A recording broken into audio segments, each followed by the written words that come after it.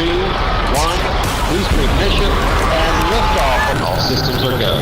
Welcome to the Lesbo and the Bean universe. Lesbo and the Bean.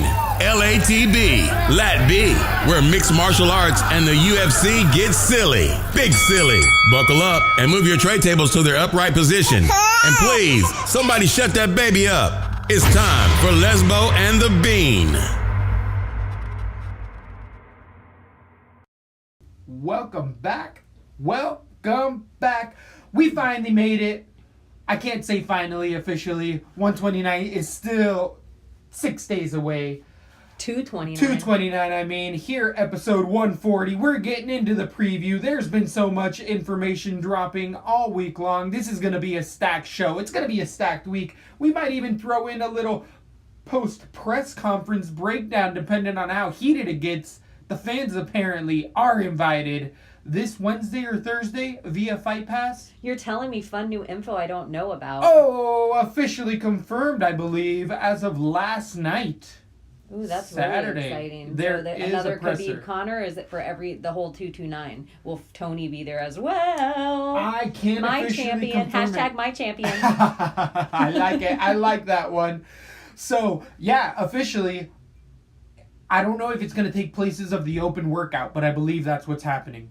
So instead of them working out and doing all that bullshit and getting tired, they're going to rampage Jackson, walk in 45 minutes before the fight, and get at it. How have you been since we last talked? Saturday night, we had Mousasi versus Roy McDonald on a Bellator. DAZN network taking it over, and that was a fun main event. There was UFC quality fighters in there, dare I say.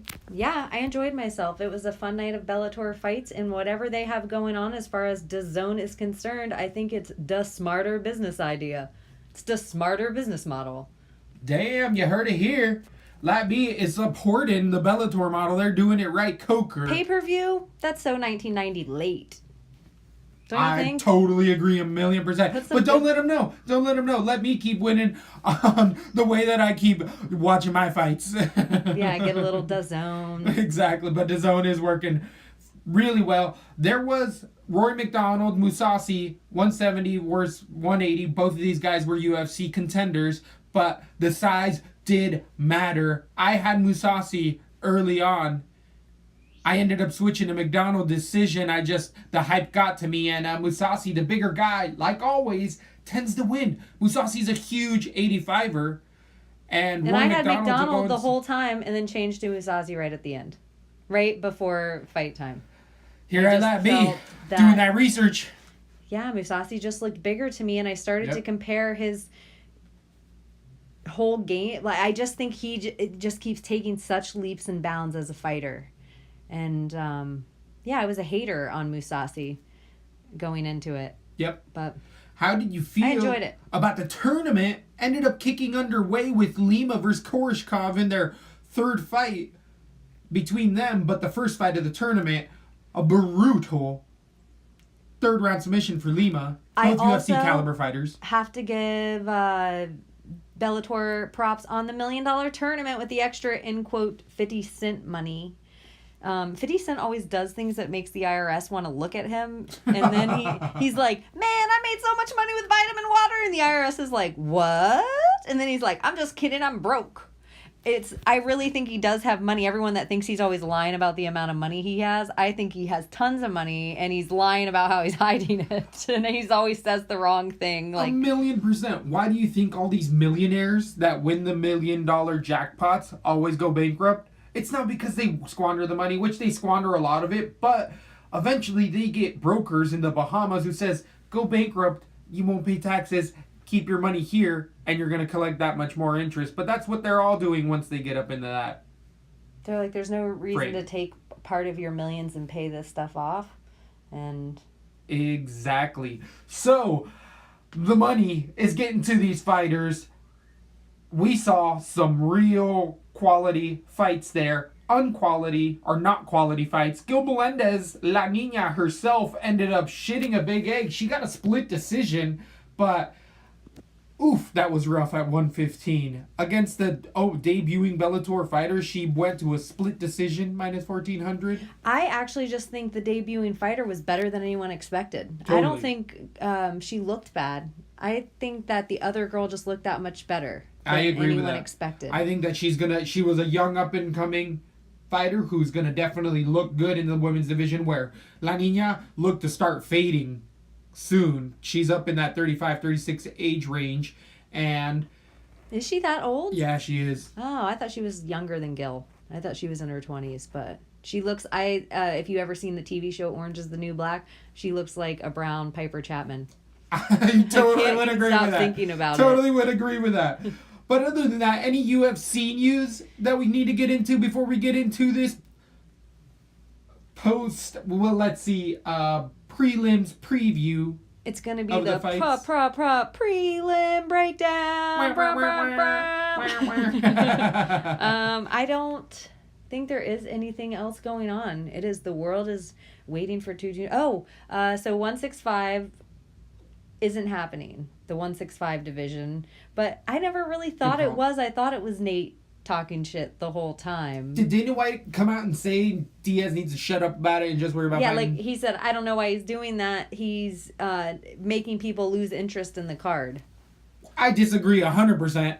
I think agree that he's actually making a lot of noise for the division, and I've seen a lot of people back it here at Labby. We've always been backing a complete readjustment after the 155-pound division. They need to go by fives after that point for a little while. If they're going to make it the main event on that card, they need to put a belt involved. They need to. I totally agree. The co-main is Rockhold Weidman 2. That's that card right now. I just don't think it's enough. And not that it's not enough of a card. I think it's an amazing pay-per-view. I think Nate Diaz is probably second only to Conor maybe third to John Bone Jones. Maybe. He might be tied with Johnny Bones with how much he brings in. But the MSG card, if they're going to make a statement and let everyone know that our MSG card every year blows everything out of the water, and that's kind of what they've done so far, I think they have to stick with the precedence of bringing something else, which I still think it's John Jones. It's just the question is who John Jones is fighting, in my opinion. I agree. Everyone I says think you that make a John good point. Jones says he doesn't want to fight. Like it's too soon.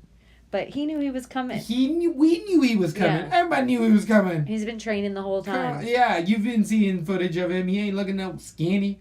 So Brock's everyone's first, Of course. then DC, then Gustafsson. I don't even know if Gustafsson needs to be in there, honestly. I agree. I don't want to see him at all. Why all of a sudden he fights Johnny Bones? I like Yoel Romero versus Johnny Bones. Yes, that would be a fun one. At 205 for the belt. I'd agree with that. I think that one would be super fun. And everyone's mad. How can you fight for the belt if you missed weight? Because Yoel. I agree. I totally But I'm agree. like, at least he's But fighting for it's- the belt at a higher weight class. What's happening in the UFC? I mean, weight control, weight management has been at an all-time low. I've never seen this. Even back in the day, guys used to not miss this much. Has it got more unprofessional as far as cutting weight? Is it USADA? What are the factors? Is it the fact that a lot of these guys realized a long time ago that 30% ain't shit? I'll give you 30% and get a 6-pound advantage. Henan Barao, Yeah, like maybe Yoel Romero. How many the guys? win's more important. No one remembers to the next fight. No one remembers when they're looking at your L or W whether or not you missed weight. 100%. 100%. So, And if you're a hardcore fan, don't write us and say, I remember. Yeah, I know, but most people don't. Most people aren't like, well, Fatty Fats, he missed weight every time before that. That's why he has that win record. I always forget when I'm talking about Gastelum. I love him so much, I immediately forget when I'm looking at his record. And habitual weight Yeah. misser, one of the first guys to realize 30%, I'll eat a taco. Well, I didn't like it used to tacos. be 20? I thought it was like 20% at a certain percentage of weight miss, You're then correct. 30%. And we've seen 40%. I was about to say, it depends on the commission. Or I thought it The depended state. on the amount of weight you missed. Nope. It depends on the commission. That's So crazy if you're as hell. Nevada, it's all the rules within hand. And with Gastelum and T Wood, I always got to bring up T Wood giving Gastelum him a whole 30%. Was like, man, I don't want your money. Stand up move. People forget about that. That is really stand up. T Woods always does the right thing. He's a classy he gets guy. No credit for it. Totally. All right, now we can finally get into this thing. Get into a card of the year potential. There is so many stacked fights. Been waiting to break this one down for a little while. Lines are up. DraftKings up. We got betting to do. We got money to make. Here at Labby, we're going into 229, the prelims. Just the prelims. Star-studded event here. We're going to start from the bottom to the top. And we have Tony Martin versus Ryan LaFleur at 170 pounds. Both of these young men have been fighting in the UFC for a bit now. Tony Martin is 13-4 against LaFleur's 14-2. LaFleur has recently come off of a loss, getting a win against a decision against who was his last opponent here? Why is it not? Alex Garcia. Garcia in 5 months ago. And weren't we at that fight? I don't think we were. I think it was right after it. We have Martin coming back and avenging his few losses in the UFC against Nakamura in a decision. Prior to that, he lost a split decision to Aban Mercier. So both of these guys have very similar styles. Ryan LaFleur tends to be that grinder guy who ended up getting outground a few times he's lost. Got outstruck by Oliveira, who Tony Martin isn't going to come in there and blow him out of the water. Tony Martin being 28 years old against the 35-year-old LaFleur. LaFleur has kind of peaked and has started to, for me, I've started to see breaks in his gas tank in the third round. In the third round, I remember against Garcia, even though he was winning that fight, he was really sitting back on that first and second round. Garcia, who tends to gas as well, was able to start to get more off on LaFleur, and LaFleur used to really dominate the gas control.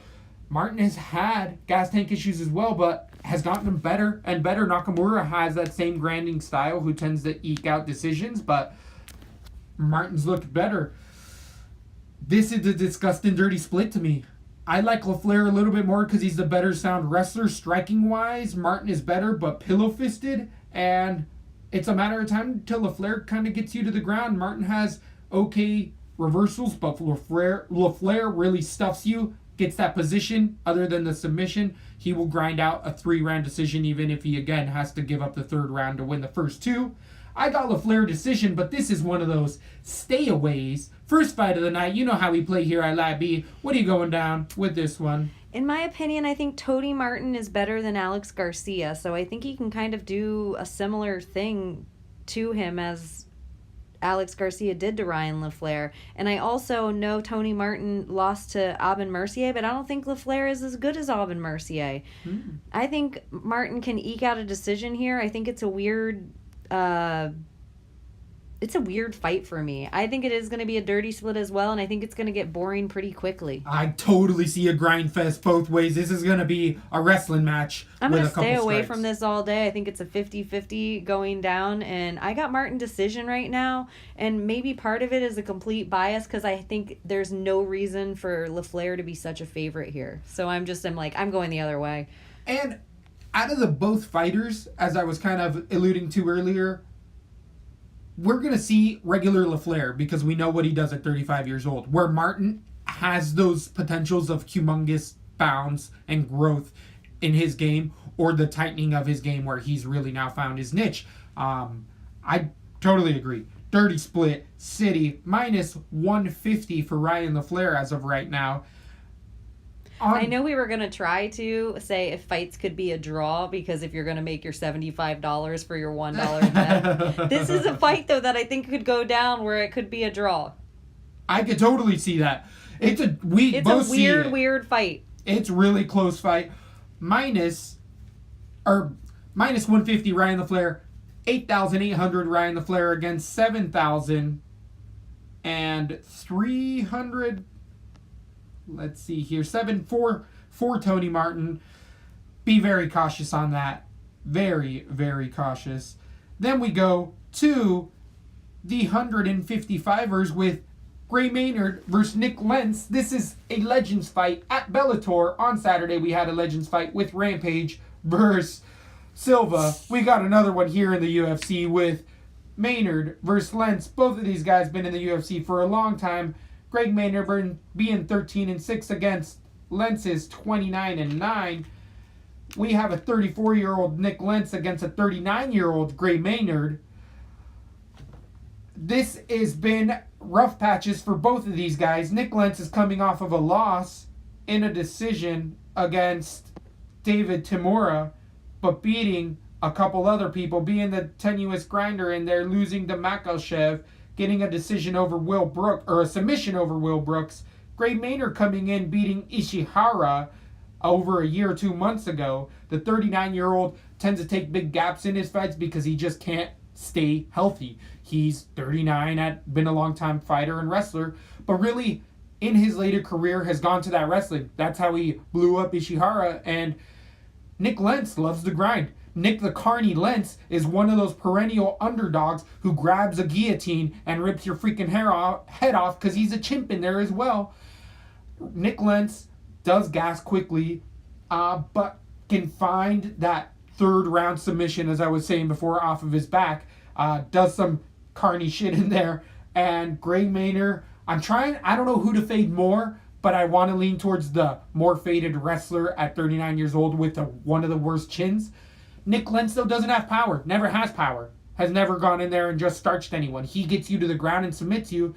And Gray Maynard has that wrestling that I like to stifle stuff with. And Gray Maynard hasn't been knocked out in over 4 years.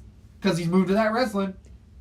And do you like at all that he's moving up in weight? Yes, I do. I think that helps that chin out a little bit.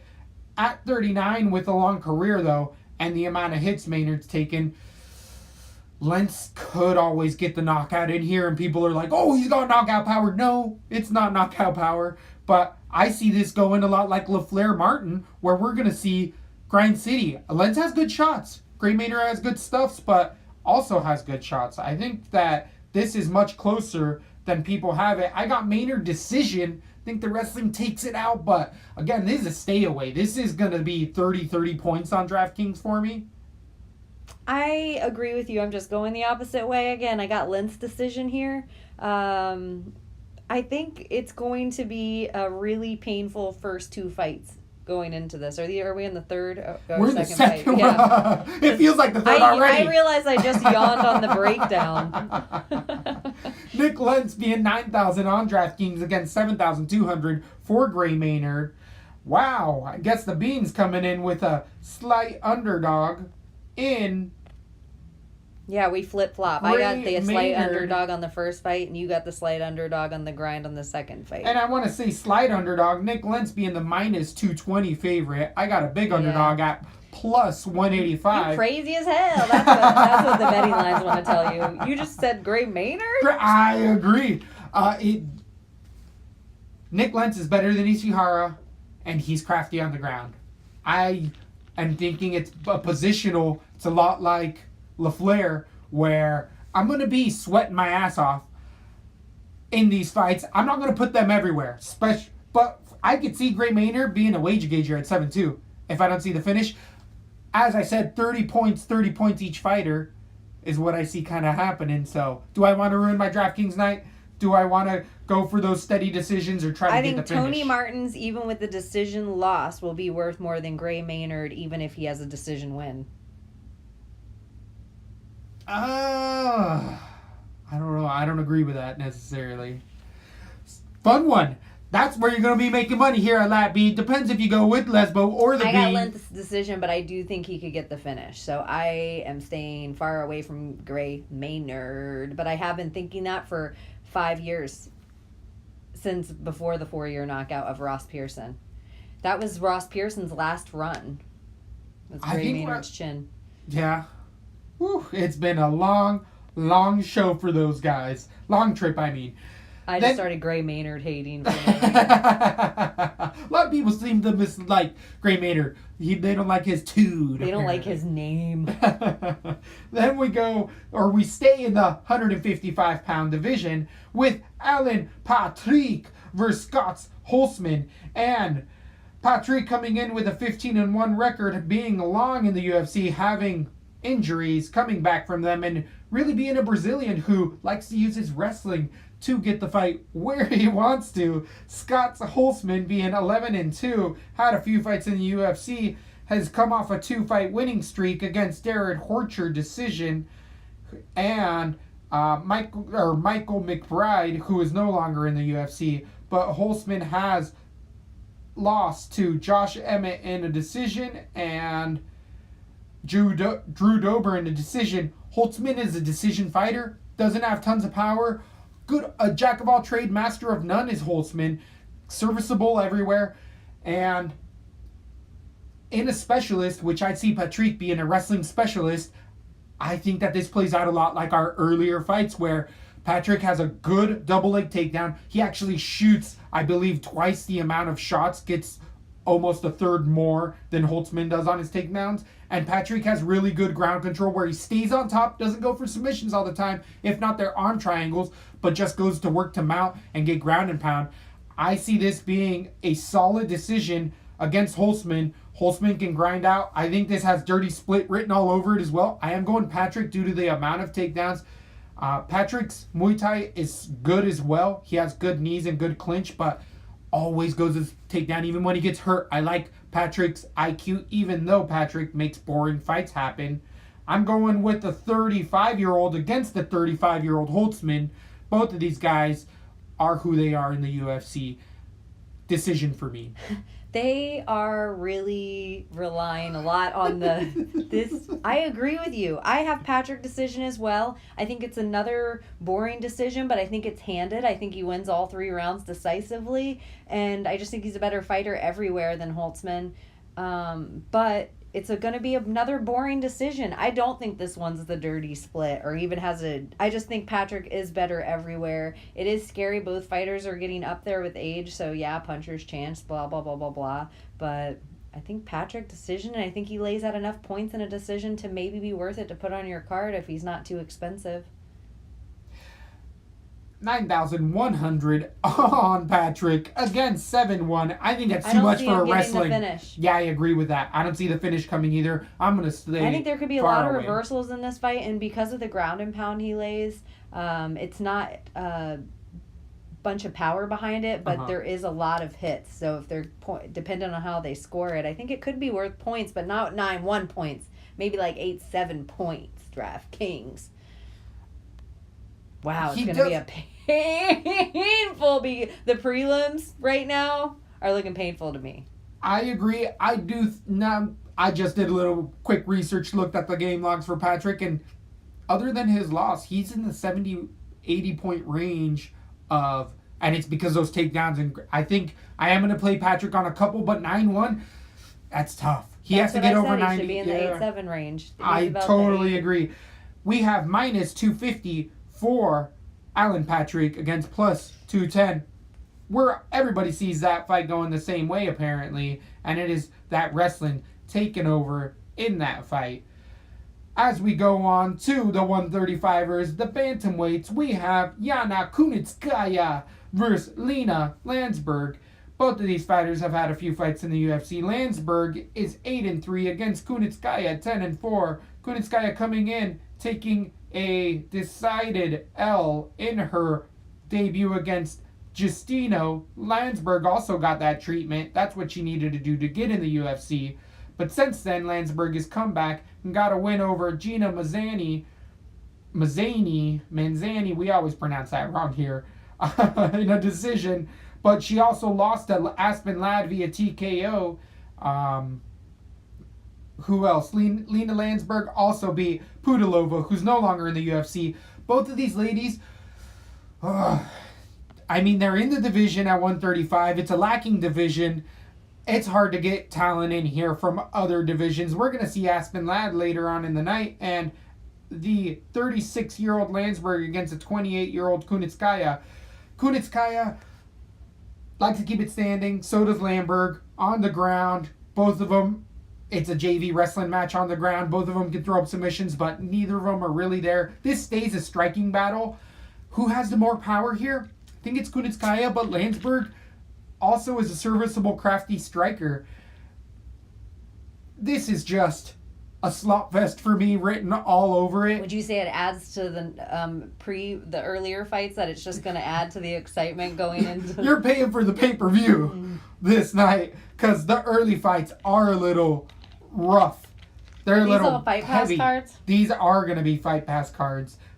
I think they go to FS1 right before. This fight, Landsberg Kunitskaya, is this the first one on FS1? I couldn't tell you off the top of my head right now, but I'm going to end up going Kunitskaya decision. I don't like myself. I'm going to stay away from this regardless everywhere. I'm not going to bet on it either way.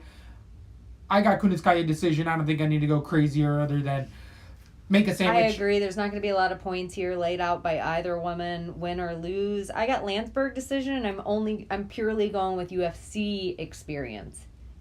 That's the only reason I'm saying that. Everywhere else, I think they are pretty similar to each other. Maybe Kunitskaya she seems longer to me, so maybe she could eke out some weird submission, but I just don't see that happening at this level.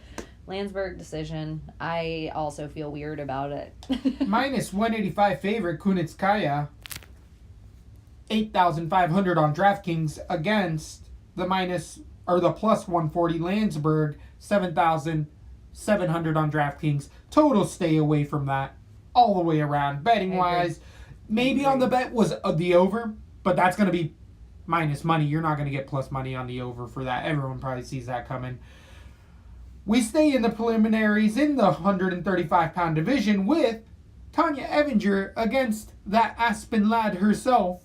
This is a fight that fell out for Ladd. She, I believe, fell out against somebody else earlier, got rebooked against Evinger, who's coming in. In my opinion, this is the first exciting fight of the night. I think, or first exciting fight to happen so far. Exciting? I think this is a remnant of what we've been seeing earlier on. I think that this has a potential to be a grind fest all day with Tanya Evinger. Wanting to stay standing and box. I don't think Evinger is scared of using her hands either. I agree. I think this could be a bang out. I think this could be a really exciting fight. Evinger's coming back from surgery on her knee. She got the Justino treatment as well, taking Justino the furthest that a lot of people have. I guess Megan Anderson just went all 5 rounds with Justino, but no, with Holmes. Yeah. Never mind. No. I think Holly finished her ground and pound, right? Yeah, you're right. So Evinger got the Justino treatment. Aspen Ladd is perfect 6-0 in there. As you're saying, I don't think Evinger's scared striking at all in there. Evinger's tough enough. I don't think Ladd has that power. And I'm going to stay away from this fight as well. I think Evinger can grind it out. I think she can put Ladd up to the fence, eventually get those takedowns. Ladd's going to throw the kitchen sink at Evinger, and Evinger's going to take it. And all of a sudden, Ladd's going to start to gas. And Evinger's going to be like, all right, mama, this is what I came to do. Let's go, honey. We came to play. And Evinger's going to grind it out. She just has that do I want to say Florida toughness? That southern toughness where you can hit her with a frying pan. She'll be cooking dinner or having a beer by the end of the night. Is that just Evinger? She's got that Leslie Smith about her. You feel like she looks like the lady serial killer. 100%. She could have been from Eileen Warnos. In the best ways possible. But you want that on your side. I'm on her side. I love you, Evinger. I'm sure she's a fan here at Lesbo and the Bean. She supports. She's on the winning team. I'm sure she's a huge underdog in this fight. Evinger being at near even 8,000 against Aspen Ladd's 8-2. I agree with you everywhere. I actually think by the time this fight gets going, Aspen Ladd's going to be a huge favorite. I think Tanya Evinger is for some reason like a perennial underdog. And I think she's going to grind her out. Her cardio is going to withstand a beating, and I think she's going to submit her in round 3. I got Tanya Evinger, and I think it's going to be an exciting, it's going to be 10 minutes of throwing, at least 7 minutes of just punches thrown, and then you're going to see Aspen Ladd slowly wind out. I think you're going to be impressed with the amount of damage that Evinger takes and keeps coming forward. I totally agree with that, and that smothering forward pressure is going to pay dividends, even if she's a punching bag initially. Minus 160 for Aspen Ladd against the plus 145 Evinger. we got an underdog on our hands that we agree with, and it's for all the right reasons. Even on DraftKings, do you think that Evanger's worth 8,000? It's really close. I wish it was a little bit further apart with those odds. I know. I do think I agree with you. I think Evanger should be more of an underdog on the fight, but maybe somebody at DraftKings sees what we see. Totally. As we go to the 170-pounders, we have a showcase fight coming up. I got fight of the night written all over this. We have a debut fighter, Jalen Turner, coming out of that Winklejohn camp against Vicente Luque, a Lat B favorite here. But I think that a lot of people see the favorite here in Luque coming in against a young up-and-comer at 23 years old. Turner's had a few fights, 7-3. His losses have mainly come by submission. He tends to be a good striker, really long at 6'3", against the 170, 26-year-old, 5'10" Luque. You know Luque comes out here banging. You know he's got a dart from hell. You know he's got a good takedown defense, which he doesn't have to worry about because Turner doesn't like to use his takedowns at all in here. I did watch some of his fights. He's actually the only debuting fighter of the card of the entire night. And I liked what I saw. Coming out of that camp, Winklejohn, they know how to get a fighter ready. They know how to put a big training camp. You know that Turner stays away. He actually has a couple finished body shots from teeps. He knows how to use his length better than most other fighters that are that tall. And he's going to create problems for guys. Though he can get hurt, he has that tall man defense at times where it's that James Vick-ish, as I said it before. He can keep his head a little bit straight, and against the big puncher, once Turner gets hurt, he can flop a little bit, and that's where these guys will get the rear naked choke. They'll get around the back and be able to capitalize. And against Vicente Luque, if you give him a second of your neck after he hurts you a bit, it does create problems. A lot of people see this being one-sided Luque, and rightfully so. The amount of competition and level of competition Luque's had is leaps and bounds further. But this is an underdog who's coming in with the right amount of coaching, the right amount of credentials. I liked what I saw from Turner here. You know that I like, and we like here, Luque everywhere. I'm going to pick Luque. I think he can get the submission in the second round. I think he wears down a little bit of Turner. Turner realizes what it takes to be UFC caliber. And I think Turner is going to grow leaps and bounds. I think this is a great submission into the 170-pounders. This is a thick division. I could even see Turner moving up a little bit eventually in his career, being 23 at 170. He's wiry. I think he could hurt Luque to the body here. Luque has been hurt with body shots, and Turner's body attack is very, very sneaky. I'm going Luque submission round number 2, but I'm going to have to back off a little bit on this because Turner he's not going to go in there and get walked over. I guarantee it.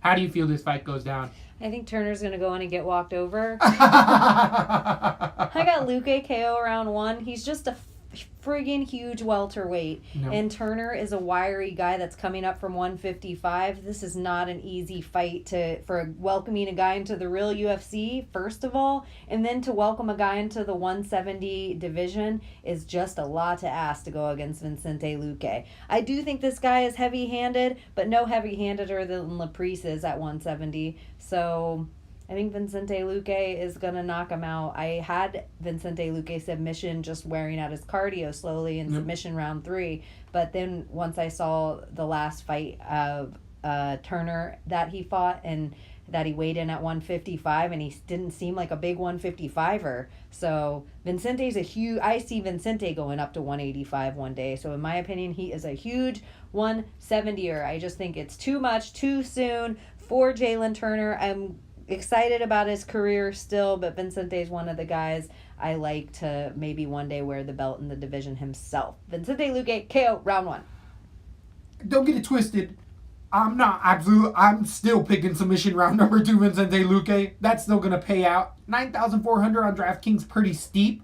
I do think Vicente can pull that off at minus 750 for Luque against the plus 525 for Turner. I just think It's not absolutely crazy. I don't want to put that bad juju on it, but as I'm saying, Turner he's gonna get wins in there. Not against Luque, but he's gonna be able to beat other guys. I guarantee it. Guarantee it. He's a fun addition, definitely, to the UFC. How much do you think you're gonna play for 9,400? Luque against 7,000 or 6,800. Not so much, but he'll probably be on between, a quarter and 50% of my cards. I agree with that. Then we go on to the 125 pounders. We have one half of two brothers showing up. Sergio Pettis versus GCA Formiga. I know we didn't have a podcast back then, but I remember years ago telling you and making a live bet when Sergio Pettis lost against Benoit, saying, Anthony Pettis is watching this in the warm-up room. Does it affect him? And then he got smashed in his fight. That is so true. Anthony Pettis himself said, I know one thing about this. I'm never fighting on a card with my brother ever again. And now he's having the hardest fight of his career.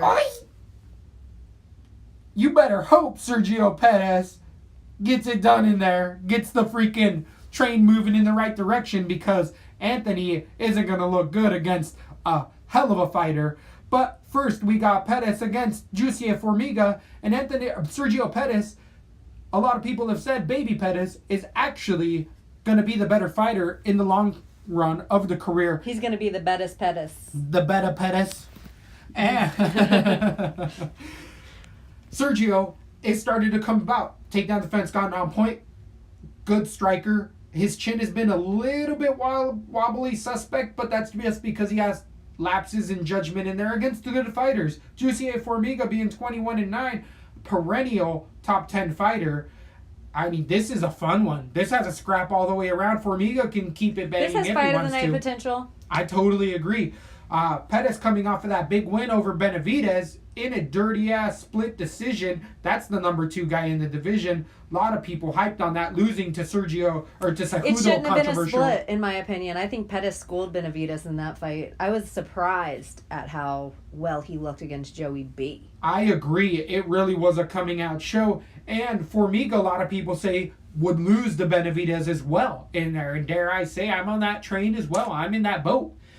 Jussier Formiga, though, comes out striking, has a heavy hand, can get a little wild in there, and Pettis needs to be on his P's and Q's in order to get this win.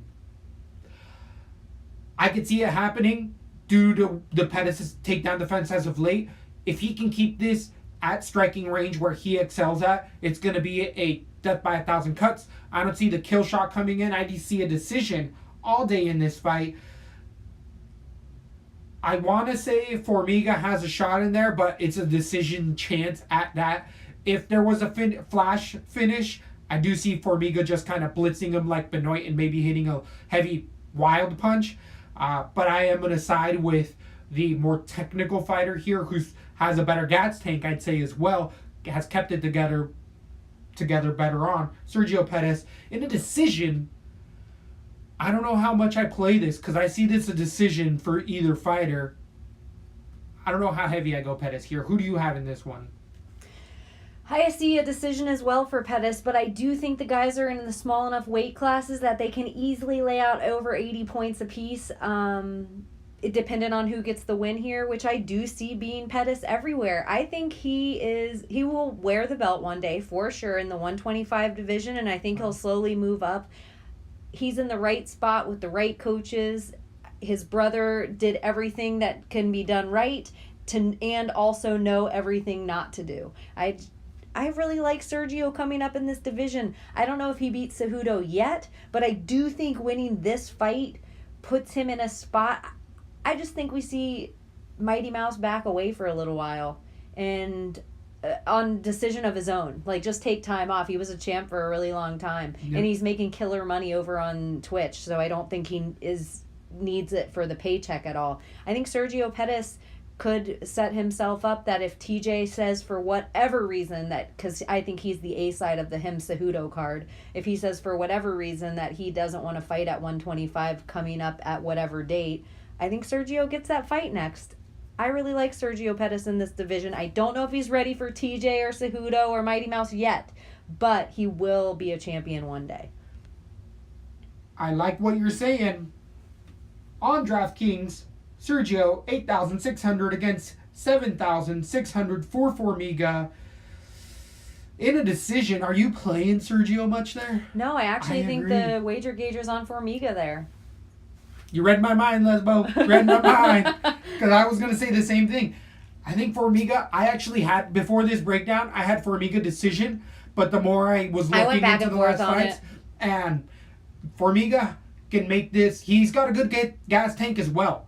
Don't get that twisted. He doesn't fade much in there at all. Out of the two fighters, though, I didn't like the way Joey B looked at all the last fight. I would agree. So I don't know if it was just Pettis making him look bad or if he was injured and shouldn't have been there anyway. It was a weird-looking Joey Benavidez last fight. And it wasn't just the dyed hair. Is it one of those, though, that, as we've heard on podcasts, it's like every fighter's hurt before they go in there? Yeah, that could be, too. Everybody's hurt. So we made Everybody hurts sometimes. That's a good one. I like it. Finally getting there. This one didn't hurt too bad. We finally made it to the main event of the prelims. Headlining, we have Quinones. Easily probably the fight of the night. Now that we're here. Versus Mali. Fight of the night? No way! Fight of the prelims. Like how we were talking, the other ones had potential. I don't know. I like that Luque Turner. I like freaking Formiga Pettis. Even though those are like... it's a better looking prelims because of like 3 cards. But I just think O'Malley, Quinones, I think it's a better fight than anyone's given it credit. It's a showcase fight. It's a showcase fight for Malley. They're setting him up to look better here than the other guy. No? I know Evil Twin is a Quinones lover. I don't think this is an easy fight or a setup at all. I think this is... If it is a setup fight, I think Sean O'Malley is... It's going to be a hard fucking fight for him. Definitely not an absolute walkthrough by any means. We got Sugar Sean O'Malley coming in at a perfect 10-0 at 23 years old and against Quinones, Jose Alberto Quinones, Teco, as we like to call him, at 7-2. He's got 1 loss in the UFC against Alejandro Perez, but coming off of a 4-fight winning streak over Ishihara, Quinones is really a grinder's grinder, willing to take a shot in there. He's got clean boxing. Being a Mexican fighter, he's been at Alliance for a while. He's going to have a disadvantage in the reach by 3 inches. Sugar Shane likes to use his length better almost than anybody in there. He's one of those gangly guys who uses his kicks well, punches well, throws good variety to the legs, body, and head, throws a lot of spinning attack, but does gas a little bit. He can't hurt himself as well. We saw it in that Sohamthas fight where he hurt his own foot kicking. And that's because a lot of those kicks are spam kicks. They're non-committal. They're like a jab. And with those jabs, if you hit the top of your foot on somebody's head, you can break your foot. And he's alluded to that a few times. Sean O'Malley said, I break my feet a lot. He talked about it on Rogan. He's like, it happens because I throw a lot of kicks. And what happens, we've seen it in other sports as well with kickers that guys don't have ankles by the end of their careers with a kick-heavy attack like that. Quinones can check kicks to the body. Quinones is a little bit susceptible, but again, that forward pressure really smothers, especially kickers that we were talking about earlier with fights. Quinones' forward pressure does smother a lot of those kicks. And boxing, pound for pound, I want to say Teco's a better forward pressure, and O'Malley does throw that counter, kind of McGregor left straight is more of the counter striker there. I love this fight. I do think it's a fight of the night contender. I think you're spot on with that. 9,200 on DraftKings for O'Malley's too much. I agree it's not that much of a walkover the more I talk about it, but I do think O'Malley gets a decision, if not a late TKO round, just because, I don't know. Teco's a grinder here. I'm going to go O'Malley decision. I was going finish. I do think the favorite here is O'Malley slightly on the ground. O'Malley's been a little sneaky what we've seen. Teco can hold his own. Got O'Malley decision. I moved off of a finish for 9-2. I can't trust O'Malley in that 9,200 range. I agree with you. I have O'Malley decision, but I think Quinones, I think part of it'll be a dirty split, and O'Malley's the crowd favorite, and so when he lands stuff, there'll be more reaction from the crowd, which we know sways the judges 100%. I think the grind, the uglier style that looks a little boring, I think it's going to stifle a lot of those kicks, because I think one of those kooky kicks is going to get Sean O'Malley taken down, and he's going to get held down for the better part of a round, and he's not going to make the same mistake twice. I do give the upper hand to Sean O'Malley. I think he has the better hands here. I do think he's the better boxer here. I just think his style on the ground is stifled by the wrestling of Alberto. So I like Alberto better there, and I think if he can get in the inside of Sean O'Malley, he stifles all his kicks altogether. I just think Sean O'Malley has better hands, better elbows. So I do like what you were saying too about if there's a finish potential here, I see it being Sean O'Malley's. I do see an ugly, brutal cuts, a knockout, a good uppercut. He does have a good left hand. He is the counter striker. So I do see the finishing happen for Sean O'Malley, and I do have O'Malley decision. I just like Quinones everywhere, and I'm going to continue to support him. I think he's a hot underdog in this fight. A hot underdog. Totally agree. Totally agree. I like both these guys a lot. And if Sean O'Malley, this could be the fight that puts Sean O'Malley, if he loses it will, for me, put him in the category of, who's the guy that's not going to fight Zabit ever? That keeps... The fight... Zabit and who keeps turning that... Yair. If Sean O'Malley... this could be the fight that if Sean O'Malley loses it puts him in the Yair category. Where if you want something flashy, something fun, he's a Bruce Leroy. Yep. But if he makes it through this fight handedly... Homeboy's one, like... Yeah. Quinones I'm all on tough. The train. Quinones is so tough. He's so tough. Is it that Mexican fighting spirit, or is it just that fighter spirit? Because here at Lat B, when we see a gritty grinder who will make a dirty fight, we tend to side with him. And Quinones checks all those boxes. Every single one of them. I think so, too. I think he's a fun guy going forward here. Definitely. So... that's what we're going to get into this breakdown. We got another heavy-duty one. Oh, real quick. Is Alliance... No, not AKA. Where's Alliance with Quinones? He's fighting with a couple other top quality. Is it... Dominic Cruz, a couple other guys. He's got the right weight in there. Woo. He's got the right ring IQ coaching going into exactly. it. Alliance Jeremy Stevens is out there. That's what I'm thinking. That's Stevens. There's a couple of women, too, who are slaying right now out of Alliance. Yep. Yeah. So, again, that's what we're going to get into. And Sugar Shane just trains with his best friend. Which is kind of cool. He's kind of like a samurai. Yeah. It's Miocic, very Stipe or Miocic. TJ. Fight of the night potential there. We still have 5 more main event pay-per-view cards. I'm super hyped. We got underdogs that we gave you this time. There's more underdogs, if not near favorites, we got coming into the next one. The odds have been moving in favor of actually the way I'm trying to bet. So I think it's better left to keep those let those lines keep stacking the way they are. Yeah, I think if you're liking what you're hearing, you should make sure that you're liking and subscribing so you can get the notification when our show comes out Wednesday. Let's run the beat! Thanks for listening to Lat B. For all things Lesbo and the Bean, head over to lesboandthebean.com or follow us on Instagram, Facebook, and Twitter.